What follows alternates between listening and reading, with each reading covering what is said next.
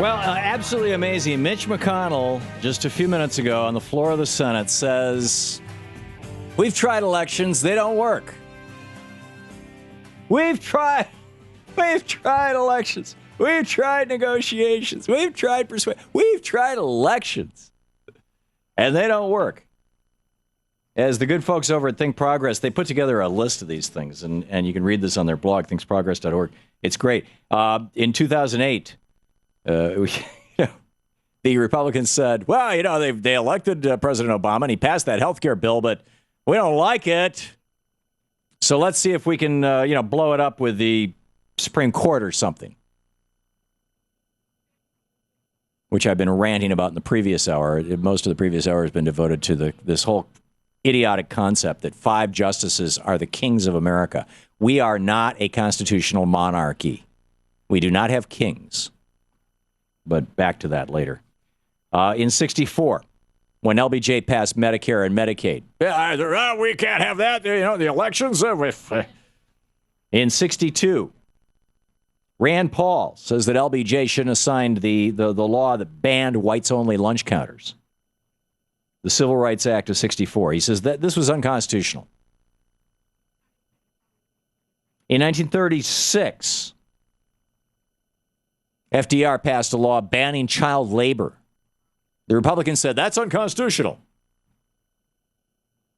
The people elected legislators and a president to pass that law, but it should be overturned. Tom Coburn thinks Pell Grants are unconstitutional. On and on it goes. Here's what Mitch McConnell had to say today on the floor of the Senate.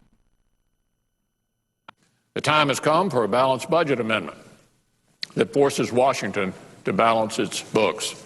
If these debt negotiations have convinced us of anything, it's that we can't leave it to politicians in Washington to make the difficult decisions they need to get our fiscal house in order. The balanced budget amendment will do that for them. Now is the moment. No more games, no more gimmicks. The Constitution must be amended to keep the government in check. We've tried persuasion. We've tried negotiations. We've tried elections. Nothing has worked. We've tried elections. Nothing has worked. Holy cow, the people vote for what they want. We can't have that. We've got to put into the Constitution an amendment that says that you can't raise taxes on millionaires, billionaires, or corporations unless 2/3 of the House and 2/3 of the Senate votes for it. In other words, it's going to happen very, very rarely. That's this so-called balanced budget amendment. The balanced budget part sounds really sexy. First of all, you don't want a balanced budget in the United States. Or at least you don't want to have zero debt, because then you've got no treasury bills that people can invest in, it's a safe form of investment. People actually want to buy U.S. debt. They want to buy it so much that we're having no problem selling treasuries right now. There's no premium on them. The government isn't having to pay high interest rates because people don't want them. I mean, even the Chinese are buying them, right? Everybody around the world is buying them. And if the Chinese decide not to buy them, there's plenty of other buyers. We don't have a debt problem. We don't have a bond problem. This is all nonsense. This is hysteria. This is the exact same hysteria that the Republicans whipped up when Jimmy Carter was president in 1979, when they actually forced a one-day default of the U.S. government on $120 million worth of bonds. This is the exact same hysteria that the Republicans whipped up when Bill Clinton became president. And so he said, okay, you guys want to have a balanced budget? I'll give you a balanced budget. I'm going to raise taxes on rich people by 3%, from 36 to 39%, and we'll balance the budget. And Newt Gingrich got up on the floor of the House of Representatives and said, if this law passes, you will see the worst depression America's ever seen. And instead, by raising the tax on the rich people by 3%, what did we get? We got 24 million new jobs, we got prosperity, and we balanced the budget. In fact, we surplused the budget. Bill Clinton handed off to George W. Bush a budget that was so much in surplus that within 10 years, most of the debt, in fact, the entire debt of the United States would have been paid off. And Bush came in and said, hey, wait a minute, we can't do that. That's not the Reagan plan. The Reagan plan is to bankrupt the government so it can't do what the people want. People want Social Security. They keep voting for these damn Democrats who give them Social Security. We've got to bankrupt the government so the Democrats can't do that anymore. People want unemployment insurance. We've got to bankrupt the government so that people can't get unemployment insurance, and the Democrats can't do that anymore.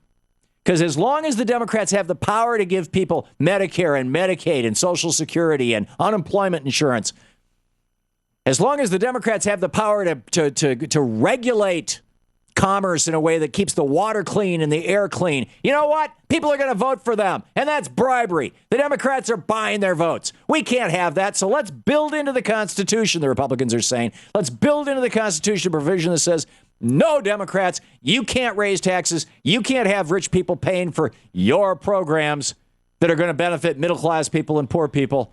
That's just wrong. Rich people have no obligation to this country that made them rich. They have no obligation to the working people who work in their factories who make them rich. They have no obligation to the consumers who buy their products who make them rich. They have no obligation to the communities that educated the workers that made them rich. They have no obligation to the police and fire departments and the infrastructure that is necessary in order for them to be able to operate their businesses that made them rich. They have no obligation to the government that runs the court system that enforces the contracts that made them rich. They have no obligation to anybody.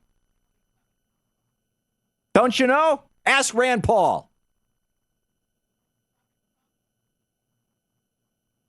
We've tried elections. Nothing has worked. Jacob, can you clip just the last 10 seconds of that? I'd like to hear Mitch McConnell say this again. We've tried negotiations. Here we go. We've tried persuasion. We've tried negotiations. We've tried elections. Bingo. Nothing has worked. There you go. Nothing has worked. Nothing. Elections don't work. No, we can't have. So we've got to amend the Constitution, change the rules. It's like we don't like the way this baseball game is being played because the Detroit Tigers keep winning. Actually, that's not the best metaphor because baseball is not democratic. Let's just call it what it is. The Republicans are saying that they want to change the rules of the game because under the rules of the game that were created by the founders of this country, that the majority rules, the majority keeps saying, we want things like Social Security and Medicare. And the rich people are saying, we don't want to pay for that. Some of that's going to go to poor people who don't even work for us.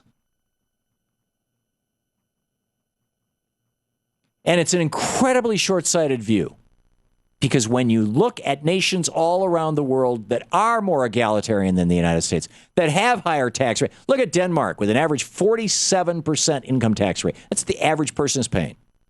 Minimum wage is like $18 an hour. There's very, very little poverty. There's not a lot of super rich people either. There's a few.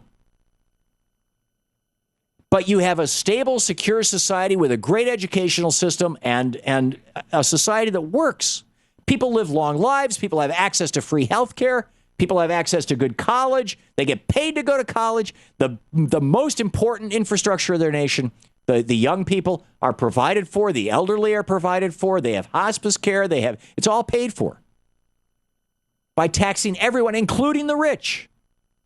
But Mitch McConnell, can't have that. We've tried persuasion. We've tried negotiations. We've tried elections. Nothing works. Because those damn voters, as happened in Wisconsin yesterday, the fake Democrats, the Republicans who were pretending to be Democrats, they lost. 5 out of the 6 of them lost by more than 65%. Oh, we can't have that.